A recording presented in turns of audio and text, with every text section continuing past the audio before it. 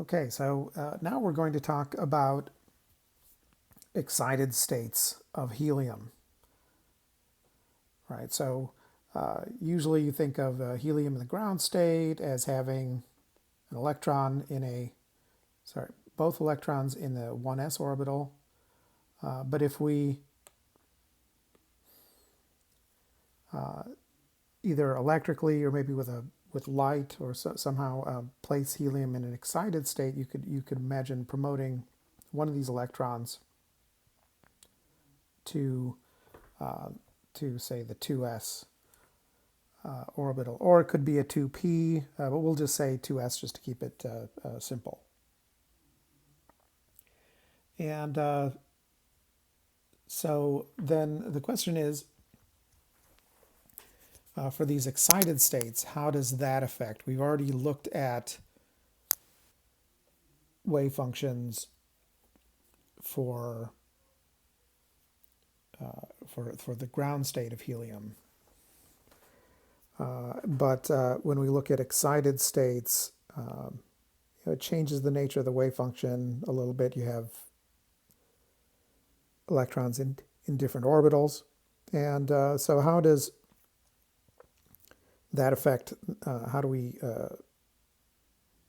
determine what are the excited states? And importantly, how does exchange antisymmetry, how does that requirement of exchange antisymmetry affect which electronic configurations are allowed? We suppose it might impose some, it's a requirement, and so it may have some knock-on effects, thus restricting what possible electronic configurations we have. And then, of course, what are those configurations? And if there are multiple different excited state electronic configurations, what is the relative energy of each one of those configurations relative to the other ones? In other words, what's the stability? Which is the most stable state? And another issue that might come up is if there are multiple electronic configurations with the same energy, then that corresponds to degeneracy. And so then the question is there degeneracy? Okay, so those are some questions to think about as we go through this, kind of questions or kind of a goal in terms of what is it we're going to find out. So as I alluded to previously, we can think of the excited state as having one electron in a 1s orbital and another electron in a 2s orbital. And then the question is, and we're not going to restrict the spin. We want to explore sort of what are all the possible spin states of this system. And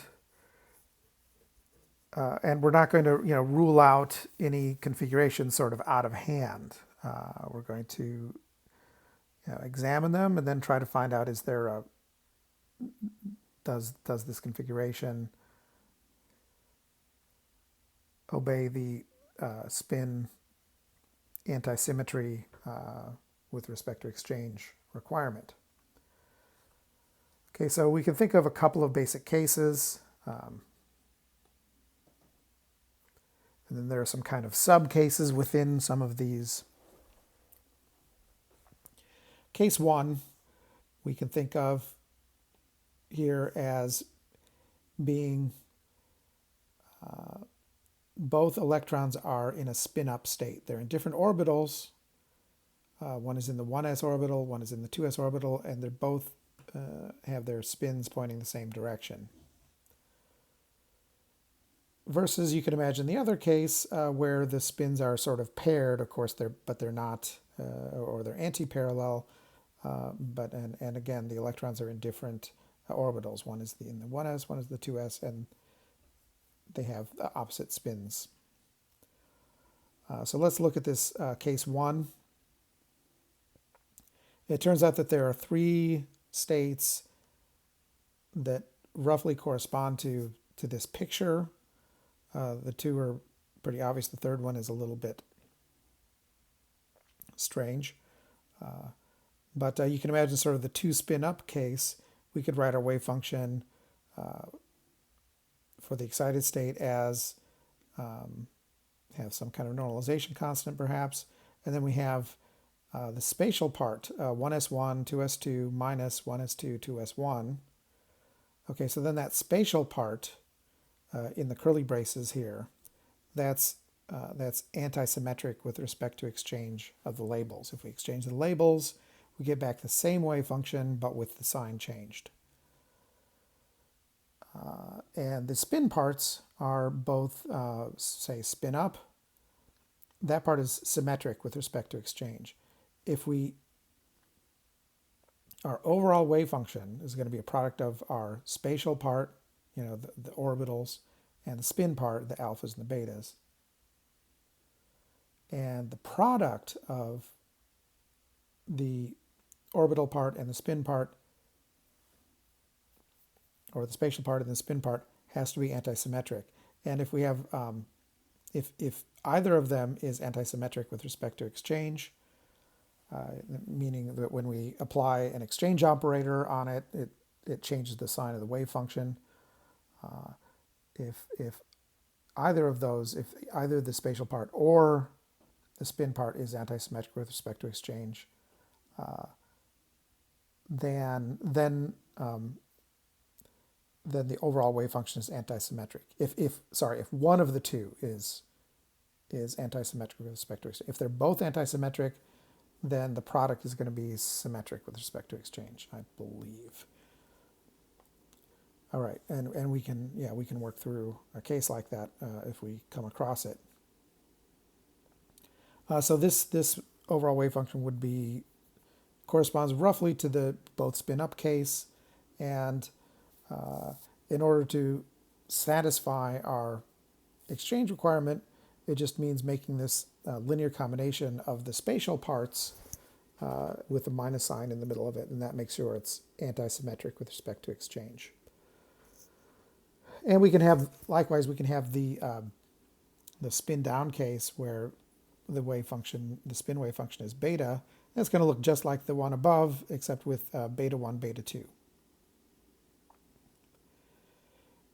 And then there's a third possible state that exists, that is, that has population. We have to count states properly for a number of reasons, such as for thermodynamic properties. We need to know how many states are within a certain energy range, and to calculate things like heat capacity. The other reason is relative intensities in spectroscopic measurements may reflect how many states are at a given energy. And then of course there are other things, which is even if their states are degenerate, there's often a way to remove the degeneracy, such as by applying a magnetic field. So then you'll want to know how many states to expect when you remove the degeneracy. Anyway, so there's a third state that has similar properties in that the spatial part is antisymmetric. This part, the orbitals part, the 1s1, 2s2 part, that's antisymmetric with respect to exchange of the spin labels, or sorry, of the electron labels. And then we have a symmetric spin part that has up and down components, but they're added together in this linear combination, and so that gives you an eigenvalue of the exchange operator, and the eigenvalue is 1, so that part is symmetric with respect to exchange. So it turns out that this state is at the same energy level as those other two. And it doesn't have a clear relationship with the energy level diagram, this sort of filling diagram. It's kind of this strange dual wave state, right, where you've got up and down properties, but they're added together in a way that it's symmetric with respect to exchange. So this is, it's difficult to visualize. It's just, it's a wave function that exists, and there's a state, and it's at that energy. And so it turns out that there are three of these states that have somewhat similar properties. There's this sort of both spin up, both spin down, and then the symmetric combination of spin up and spin down. Actually, you think of it as kind of a spin sideways kind of case, if you want. So these states exist. They're degenerate, meaning they're at the same energy, unless there's a magnetic field, a strong magnetic field, and they are split by a magnetic field, B field.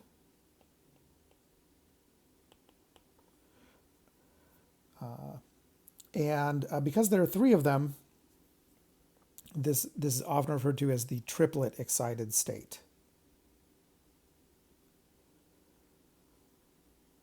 Because there are three states at the same energy, so the triplet excited state.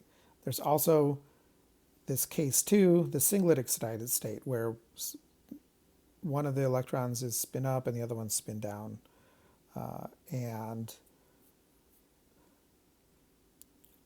This is,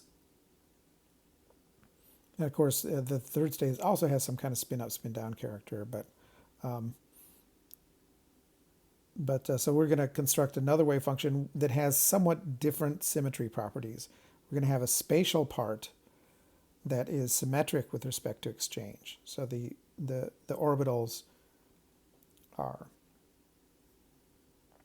symmetric. The orbitals are symmetric when you, in other words, when you swap the labels, you get back the same wave function,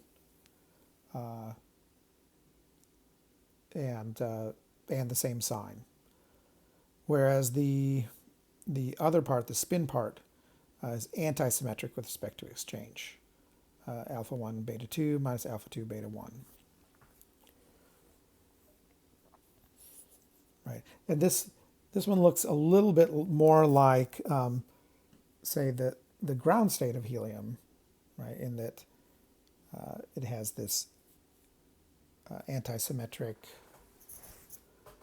with respect to exchange, anti-symmetric part that's the spin part, and we call this a singlet excited state because there's only one of these. And it's not affected by a magnetic field. It's not sort of paramagnetic, at least if it's 1s and 2s. If it's 1s and 2p, it might be affected by a magnetic field.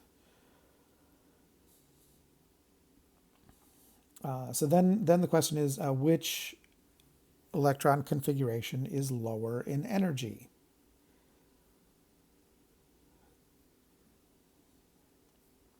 And this is an interesting question, and it's not necessarily intuitively obvious what the answer is. And the issue is that when we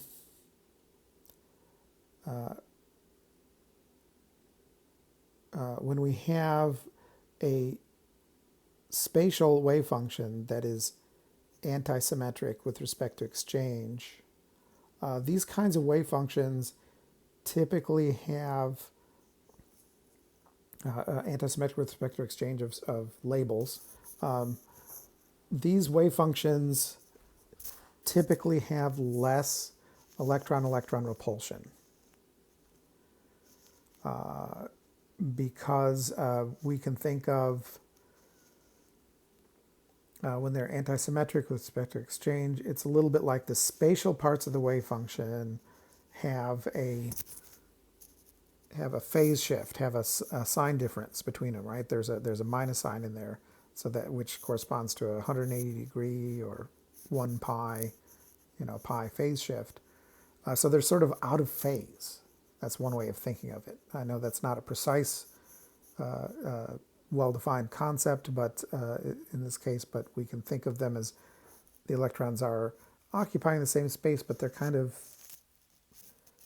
because of this symmetry requirement, they tend to avoid each other. They're sort of out of phase with each other, and this leads to reduced electron-electron repulsion. And this is a little bit like, Hund's one of Hund's rules called the bus seat rule.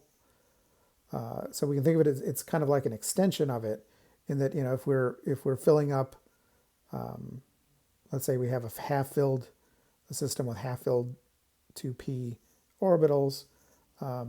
First we put an as we fill it up in the sort of Aufbau manner. First we put an electron in 1s, then we put it in, let's say it's spin up, then we put a second electron, and that's going to be spin down, and then our next electron is going to go into 2s. That's, we think of, even though it's somewhat degenerate with 2p, or it can be in some cases, we typically think of the 2s as being a little bit lower in energy.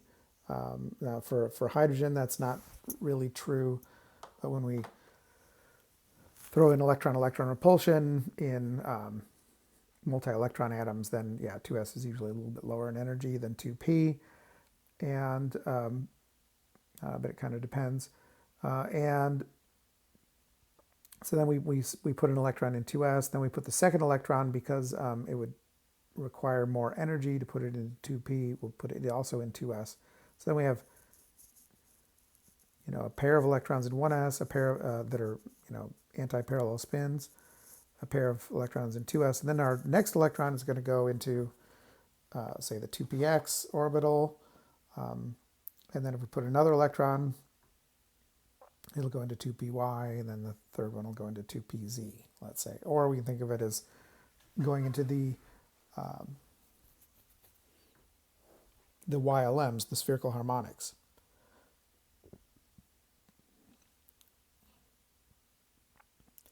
And so we know that Hund's-Bussey rule is that, that's the way to do it. You first half fill a shell, and then you start pairing up electrons. So you might think of, if you think of the electrons like they're little bar magnets, then it seems like, well, the lowest energy state is to have the north pointing to south, north on one magnet, closest to the south pole of the other magnet, that sort of thing. So if you pair magnets, it's north-south, north-south. But electrons don't really quite work that way. They're not little bar magnets. And the Coulomb repulsion between electrons is really what governs their behavior. And so putting them in separate orbitals reduces the electron-electron repulsion. Also, having them all spin the same direction also reduces the electron-electron repulsion. So this half-filled 2p, that would be the lowest energy electronic configuration that has that many electrons in it. You could flip one of those spins in the 2p. That's going to cost you energy. In fact, you can sometimes see those evidence of those higher energy electronic states. But the ground state is going to be, the lowest energy state is going to have all spins align the same direction. Similarly, even if the electrons are not in the same orbital, like in the helium case, having the spins pointing the same direction is going to be a lower energy state. So we can think of this as just kind of an expansion of the Hund Bussey rule. And of course, one way of stating kind of the quantum mechanical version of the Bus-Eat rule is the higher level quantum mechanical version is that states, all else equal, states with a highest overall net absolute spin are going to be lower in energy. Now, of course, if you're comparing two different sets of configurations where they're in different orbitals, that's a different question. I'm saying all else equal, if we're talking about the same electrons in the same set of orbitals, and we're just looking at the question of how are the spins aligned, the spin alignment where the spins are, where there are more spins pointing in the same direction, that's going to be your lower energy state. And of course, these unpaired spins, they happen in atoms, like in this,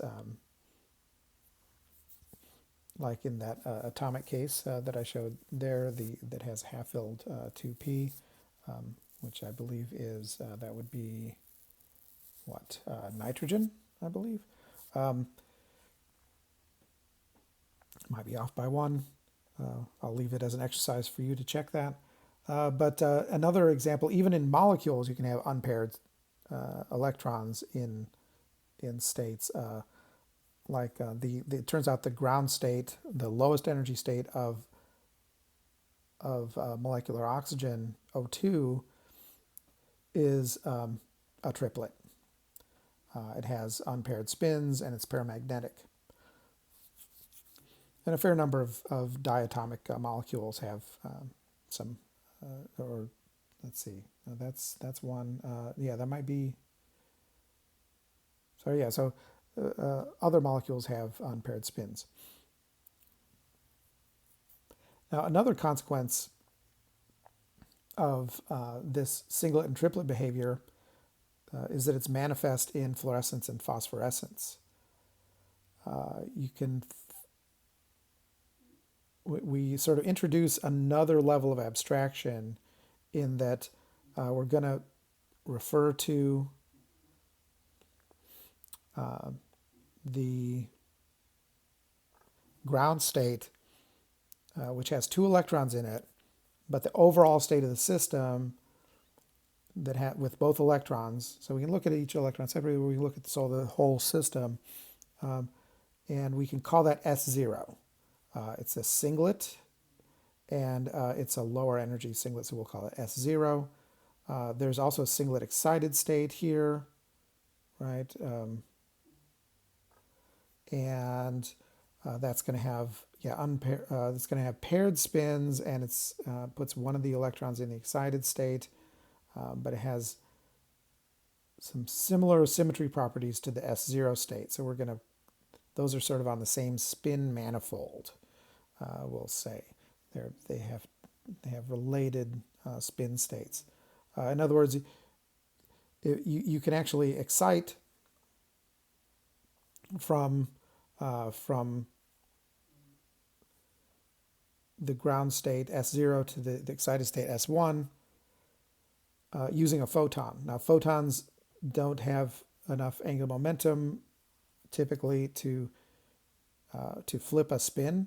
So when you promote one of the electrons into the excited state, it's going to keep the same spin. Typically, it's going to keep the same spin from the ground state, and therefore you'll still have these kind of anti-parallel spins, even though they're in different orbitals. The angular momentum to flip the spin has to sort of come from somewhere. It needs a torque from either another molecule, or sometimes if there's a heavy nucleus, it has there's some spin orbit coupling that can give you that torque.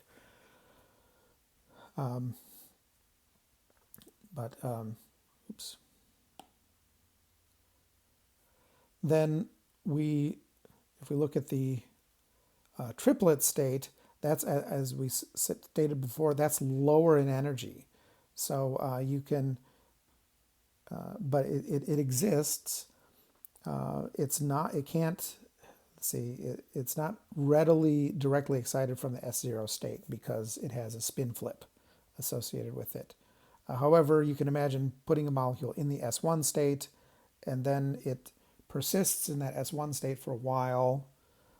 It has some excited state lifetime. If during that excited state lifetime it runs into another molecule or a collision or something that imparts a little bit of angular momentum, it can do something called intersystem crossing, ISC.